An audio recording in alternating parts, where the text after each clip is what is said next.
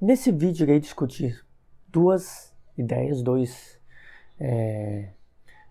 tipos de condutas que se associam e que estão comumente presentes em relacionamentos abusivos, que é o modelo de comunicação contraditória e a relação de duplo vínculo. Resolvi discutir essas duas coisas juntas porque elas se relacionam e no vídeo vai ficar claro como há essa relação. Né? Quando falamos de comunicação contraditória, falamos de um padrão bastante comum e típico em relacionamentos abusivos que se refere a mensagens de sentido oposto. Por exemplo, né, uma pessoa que te faz mal, faz coisas que deliberadamente te causam danos, te causam tristeza, mas diz que te ama. Né? Então, por exemplo, pode ser numa relação familiar, pode ser numa relação amorosa, a pessoa, por exemplo, o pai que bate no filho, a mãe que bate no filho, né? E diz que o ama, e que faz o mal e diz é para o seu bem. Isso acontece tanto em relações familiares como em relações íntimas, amorosas. Né? O que nós temos aí são mensagens de sentido oposto. O que eu faço é totalmente diferente do que o que eu estou falando. Estou falando que é pro seu bem, eu estou falando que eu gosto de você e estou te agredindo, por exemplo. Né? Então, quando falamos de comunicação contraditória, falamos de um padrão comunicativo em que o abuso é reformulado, é apresentado como positivo, como importante, como necessária à educação, como normal. Né? Muitas vezes a gente vai ver em relacionamentos íntimos abusivos que uma pessoa pode estar sendo extremamente grossa e dizendo eu me preocupo com você. Eu faço isso porque eu quero o seu bem. Como se ela estivesse lhe fazendo um favor.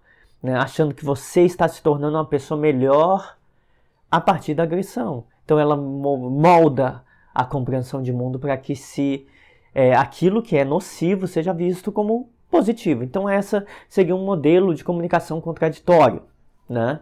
Que é você apresenta um comportamento de sentido oposto ao que você fala que é. Né? Então, por exemplo, vai ter uma pretensão de bondade ou de uma moralidade positiva no que o abusador diz, mas na prática é uma conduta nociva. Né? É importante chamar a atenção para isso porque isso é bastante presente em famílias. Eu faço isso para o seu bem. Né? Relacionamentos abusivos também, eu faço isso para o seu bem. E esse eu faço isso para o seu bem, na verdade não tem nada de bem. Você está causando sofrimento no outro e apresentando como bom. É importante notar o efeito disso no longo prazo. Você está fazendo, por exemplo, que um filho que você diz eu estou te batendo para seu bem, simbolize que a agressão é normal, que a agressão é positiva ou que a agressão é necessária. Essa pessoa pode vir a agir de duas formas ao crescer. Pode vir a agir de maneira agressiva porque é bom, importante, necessário, sinônimo de amor. Ou essa pessoa pode vir a aceitar a agressão porque é normal, porque lhe foi dito que era para o seu bem. Então, essas duas possibilidades acontecem, por exemplo, com uma criança que vive nesse contexto. Um adulto que vive, que entra nesse contexto, fica extremamente confuso. Porque, como assim algo que me faz mal é pro meu bem? Não faz tanto sentido. Né? A pessoa começa a ficar confusa, começa a achar se ela não tem algum problema. Né? Então, a gente pode pensar frases como faço pelo seu bem, lhe fazendo mal, me preocupo com você, olha como eu me preocupo com você, sendo que ignora suas necessidades, ou te ignora, ou ignora seus sentimentos, né? Ignora seu sofrimento, mas de se preocupar, ou te acusa até mesmo de ser abusivo, sendo que é uma pessoa que está sendo agressiva ou manipuladora. Esses exemplos mostram um tipo de comunicação contraditória, em que ações não casam com palavras. Né? Um tipo mais comum é esse, eu me preocupo com você. Ignorar suas necessidades emocionais completamente e apresentar isso como preocupação. Eu me preocupo com você, eu espero que você fique bem. Né? Veja, esses problemas que você tem te fazem sofrer tanto. Veja como eu me preocupo. Só que essa pessoa que causa esses problemas e ao mesmo tempo quando você tenta solucioná-los, ela ignora suas emoções. Então ela não se preocupa com você, ela diz que se preocupa. Ela não faz pelo seu bem, ela diz que faz e está fazendo exatamente o contrário. Então ela te ataca e diz se preocupar. Ela te ataca e se vitimiza. Né? Ela se ataca e diz, olha, você faz mal para você mesmo e para os outros. Sendo que ela está te atacando. Então é uma comunicação contraditória. Ela pode funcionar como quase como uma lavagem cerebral, né? Eu estou te fazendo mal, mas é pro seu bem. Estou te fazendo mal, mas é pro seu bem. A questão é que ela faz você duvidar da sua sanidade. Será que eu tenho problemas? Você vai se perguntar. Quanto mais você for alguém aberto a mudar seus comportamentos ou aberto a aprender com os erros, mais você pode se tornar até vulnerável, sendo que a abertura para aprender com os erros é super positiva. Né? Mas você vai começar a duvidar, será que eu estou fazendo algo errado para essa pessoa dizer que ela está fazendo isso para o meu bem e na verdade, será que tem alguma coisa errada acontecendo? Né? Essa contradição, né? Esse tipo de comunicação contraditória vai ter vários níveis. Né? Pode ser, por exemplo, nisso de te machucar e ao mesmo tempo dizer que gosta de você. Pode ser dizer que te ama com uma expressão de raiva. Então o que ela está mostrando? Amor e raiva caminham juntos. Né? Palavras são diferentes de emoções, então ela pode estar induzindo você a crença de que o amor pode ser significado como agressão ou de você não entender que tipo de aquele sentimento. Né? Então essa comunicação contraditória é bem comum em famílias que criam seus filhos de maneira abusiva. Muitos pais usam isso, é bastante comum. Né? E por isso é importante chamar a atenção, porque você está modulando as percepções de uma criança. Uma criança assimila tudo que vem ditado da realidade, está assimilando tudo. A linguagem é o que produz a realidade. E nesse sentido, se você diz que agressão igual a amor, essa criança pode estar aprendendo exatamente isso. E ela pode vir a se tornar agressiva ou aceitar a agressão. Né? Então, pontos importantes em relação à comunicação, esse tipo de comunicação contraditória, principalmente para quem passa por isso, sofreu com isso com algum parente, em algum relacionamento, é que é preciso compreender que essas pessoas que engajam nesse modelo comunicativo, o que elas falam é diferente do que elas fazem. Elas podem falar qualquer coisa, deem prioridade para as ações na hora de interpretar o que está acontecendo. Se uma pessoa te ofende e diz que é pro seu bem, ela não está fazendo nada pelo seu bem, ela está te ofendendo. Se uma pessoa ignora todas as suas emoções, ignora seu sofrimento, causa seu sofrimento, ignora seu sofrimento e diz que se preocupa com você, é mentira. Ela não se preocupa com você. Ela fala por uma convenção social. Ela foi ensinada a falar que deve dizer isso, né? Que isso é importante de ser dito. Ela não se preocupa. O que uma pessoa faz é mais importante. Para sair da contradição e sair de toda essa confusão de duvidar de si mesmo e se está certo ou errado, olhe para as ações e não para as palavras. As palavras, qualquer um diz qualquer coisa, mas o que nós podemos observar de objetivo é o que essas pessoas fazem. Né? Então, aí você sai da contradição. A pessoa pode dizer se preocupar, mas ela faz coisas que te causam dano. Então ela se preocupa? Não, ela não se preocupa. Então é preciso entender que essa comunicação é só uma arma. Ou a gente pode dizer até de outra forma, não só uma arma para essas pessoas, mas uma ferramenta de fuga das suas responsabilidades. É dizer, eu me preocupo com você, ela espera que você acredite, sendo que ela causa os problemas que você está vivenciando. Então, como sair dessa comunicação contraditória? Observando ações e não palavras. Bom, aí chegamos ao que chamaríamos, e algumas pessoas já me pediram aqui no canal para falar disso, de relação de duplo vínculo. O conceito de duplo vínculo é um conceito que foi desenvolvido por um antropólogo que teve contribuições à cibernética e à psicologia, que foi Gregory Bateson. Né? Ele buscou desenvolver a ideia de duplo vínculo para pensar um padrão comunicativo de relacionamentos que colocam você numa situação em que você não consegue achar soluções. Né? Bateson buscava, ao pensar essa relação de duplo vínculo, como se formava a esquizofrenia, porque nós não temos ainda uma teoria consolidada, a evidência de uma possível base genética, de uma possível alteração cerebral, só que alterações cerebrais podem ser causadas também por contextos, o genético não, mas a alteração cerebral por contextos, então não há bem uma teoria bem definida. O que Bateson mostrou aqui, em certos tipos de contextos comunicativos, a maior propensão ao desenvolvimento de esquizofrenia. Esse contexto é o contexto de relações de duplo vínculo para ele. Essa teoria foi ampliada hoje, né, para pensar.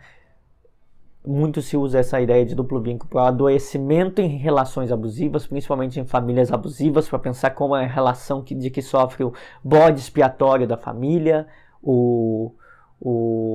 aquela criança que é mais maltratada numa família, e para o desenvolvimento de transtornos de personalidade. Muitas pessoas que desenvolveram transtornos de personalidade foram submetidas a relações de duplo vínculo durante muito tempo e são pessoas que reproduzem o duplo vínculo nas suas relações. Então vamos entender o que é o duplo vínculo. Duplo vínculo é um dilema da comunicação em que há elementos contraditórios, então se relaciona, é uma forma de comunicação contraditória, há mensagens conflitantes, há mensagens contraditórias entre si. Essas mensagens podem ser explícitas, ou seja, ditas, eu digo para você, faça isso, ou pode ser implícita, não dita, que fica subentendido. Por exemplo, eu posso mostrar um rosto de reprovação, eu posso dizer aos outros e não para você. Então, é um dilema de comunicação em que uma pessoa leva outra pessoa a sentidos conflitantes do que ela comunica. Né? Então ela comunica coisas conflitantes, sendo diretamente para a pessoa ou não, sendo por forma de agir ou falando. Como a gente pode pensar, é importante a gente pegar alguns exemplos para entender como que se dá esse contexto. Por exemplo, uma mãe diz para um filho, se comporte o ano inteiro, você vai ganhar um presente de Natal. O filho se comporta o ano inteiro, tem um péssimo Natal, não ganha o presente. Questiona, por que eu não ganho o presente? Aí a mãe vai dizer, porque você é questionador. Mas houve uma promessa, então ela não seguiu o dilema.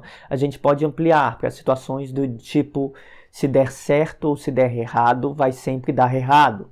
Né? Por exemplo, vamos pensar o seguinte,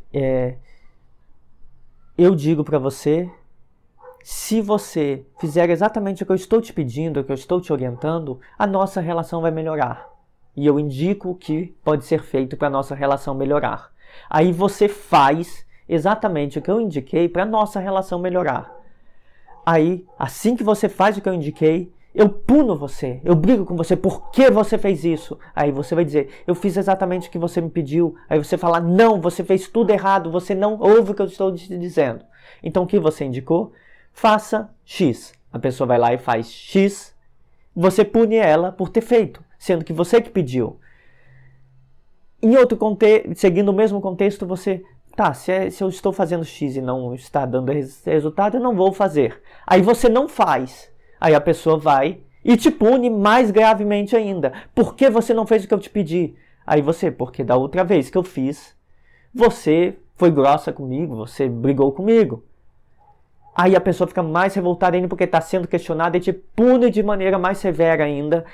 Te ignora, te agride ou algo assim. Então a situação de duplo vínculo é uma situação que pode se dar em dois possíveis níveis. Numa situação de nada vai dar certo, esse no inglês é no-win situation, em que você fazer ou não fazer o que lhe foi pedido vai resultar em resultados muito parecidos. Ou melhor, se você fizer, você vai ser punido, e se não fizer, vai ser punido também. E se você questionar, vai ser punido de maneira mais grave. Né? E outro tipo de situação de duplo vínculo, então pode ser expresso numa situação de impossibilidade de resolução, porque se você faz o que for pedido, está errado, sendo que foi lhe pedido para fazer, E se você não fizer, está pior ainda. Então, não há situação positiva. E segundo tipo dessas situações de duplo vínculo aqui é quando ordens opostas são colocadas diante de você e você não pode questionar a contraditoriedade dela. Por exemplo, a pessoa diz, olha, estamos brigados, eu preciso de um tempo para pensar sobre nossa relação. Aí ela diz isso para você numa situação, aí depois ela vai te procurar e dizer, por que você não me procurou para a gente resolver nossos problemas? O que ela está fazendo? Botando duas ordens contraditórias. Preciso de um tempo, não quero falar com você. Por que você não me procurou para resolvermos nossos problemas? E aí você, é para resolver nossos problemas ou te dar um tempo e a gente ficar sem se falar? Então você não sabe o que fazer. E pais em certas famílias podem colocar uma criança nessa situação de pedir para ela fazer uma coisa e pedir para ela fazer outra coisa exatamente contraditória. E aí o que acontece? Você faz ou não faz. Você não sabe o que fazer. E você vai escolher fazer uma coisa ou não vai conseguir fazer nada. E não fazer nada já é não fazer nada, que é uma das opções. Então, dois tipos possíveis. Faça o que eu estou te pedindo, e aí se você faz, você é punido. Se você não faz, você é punido pior. Ou eu peço para você fazer duas coisas que são contraditórias entre si. Para que nós tenhamos uma situação de duplo vínculo, então temos que ter resultados inconsistentes, né? Uma coisa que lhe é prometida como fonte de uma gratificação, né? Resolveremos nossos problemas. Por exemplo, se você fizer o que eu estou te pedindo, não dá um resultado congruente, o resultado esperado. De maneira geral, a situação de duplo vínculo é aquela que a relação de duplo vínculo não vai ter uma possibilidade de solução. Pode ser dada uma opção que se você fizer não vai solucionar nada, vai piorar a situação, e se você não fizer vai piorar ainda mais, ou vão ser dadas duas opções para você fazer, e nas duas opções você vai estar errado porque elas são contraditórias entre si. Então ela não haverá possibilidade de solução. E se você questionar, haverá mais punição. Então isso que caracteriza. Em relação a como se coloca nessa situação, normalmente situações de duplo vínculo ocorrem em relações muito particulares. Bateson dizia que normalmente ocorria quando ou era uma figura temida ou uma autoridade, por exemplo, pode ser um superior numa instituição total, como o exército, por exemplo, mas pode ser uma figura familiar, um pai com uma criança bem pequena, ou uma figura de extrema importância emocional, num relacionamento, por exemplo, ou num pai, uma mãe, né? Essa figura, por ser uma relação de extrema importância emocional, você não quer perder essa relação. Então você vai se sujeitar mais facilmente ao duplo vínculo, de tentar resolver para não perder essa relação. Você não pode, no caso de uma criança, ela não pode perder essa relação. Mas no caso de um adulto, num relacionamento amoroso, por exemplo, essa relação é importante. Essa pessoa vai se esforçar e vai tentar solucionar o duplo vínculo e nunca vai solucionar, porque ela vai fazer o que é pedido e está errado, ou ela vai ter colocado diante de duas situações contraditórias e não vai saber como resolver porque não tem solução. É logicamente impossível de ser solucionado. Então, primeiro passo, tem que ter uma figura importante para você. Segundo passo que te coloca nessa situação, essa experiência tem que ser repetida. A relação de duplo vínculo não é ocorrer uma vez, não é ocorrer de vez em quando. Porque seres humanos são contraditórios e de vez em quando elas vão ter uma comunicação contraditória.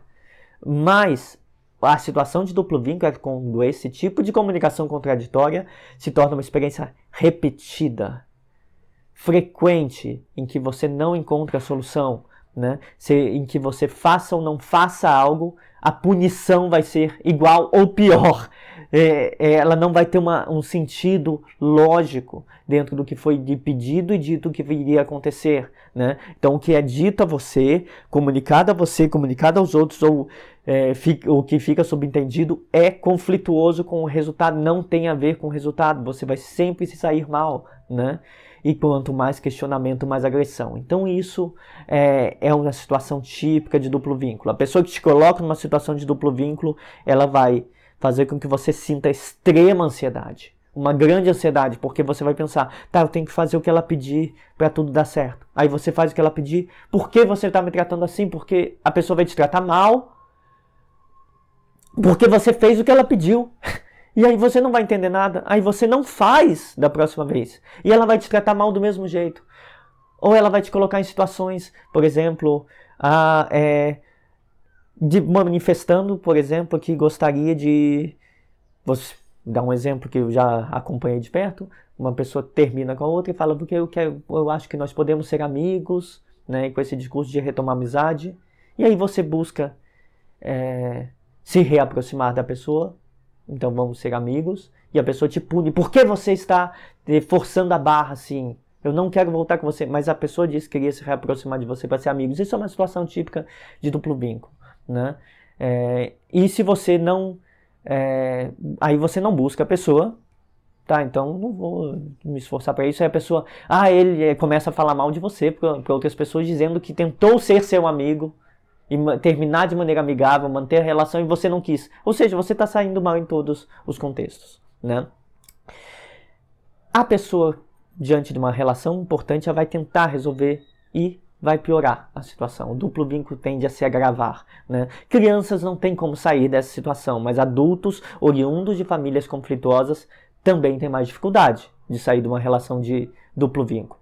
Em geral, a gente pode dizer o seguinte: a relação de duplo vínculo é aquela que você é punido se faz o certo, punido se não faz o que foi pedido, punido se questionar, então você é punido em toda a situação. O resultado é desespero, ansiedade, confusão, você se sente enlouquecendo nessa relação, porque o duplo vínculo bagunça a compreensão da realidade e pode, inclusive, ter efeitos permanentes, no caso de crianças, que podem desenvolver vários transtornos graves, quando submetidas a anos desse tipo de relação. Em pessoas adultas pode ter efeitos transitórios, no caso, ansiedade e depressão, por não conseguir, por ter uma extrema ansiedade de não resolver as coisas, e uma depressão por tudo estar falhando, né? E eu acho que o principal efeito é normalizar essa relação. E alguém que viveu por muito tempo em relações de duplo vínculo tem maior tendência a normalizar esse tipo de relação. O efeito, quem está nesse tipo de relação se sente enlouquecendo. Acho que esse é o ponto fundamental a destacar, né? Se sente enlouquecendo porque parece que tem algo errado, porque você faz as coisas certas e nada dá certo. Com essa pessoa ao menos. É importante notar que não é você que está causando isso. É o contexto comunicativo, que é um contexto confuso, contraditório, que lhe causa, por isso, desespero e ansiedade. Porque nossas formas de comunicação moldam nossa realidade. E se elas não são consistentes, se elas não são logicamente coerentes, nós passamos a questionar também nossa realidade.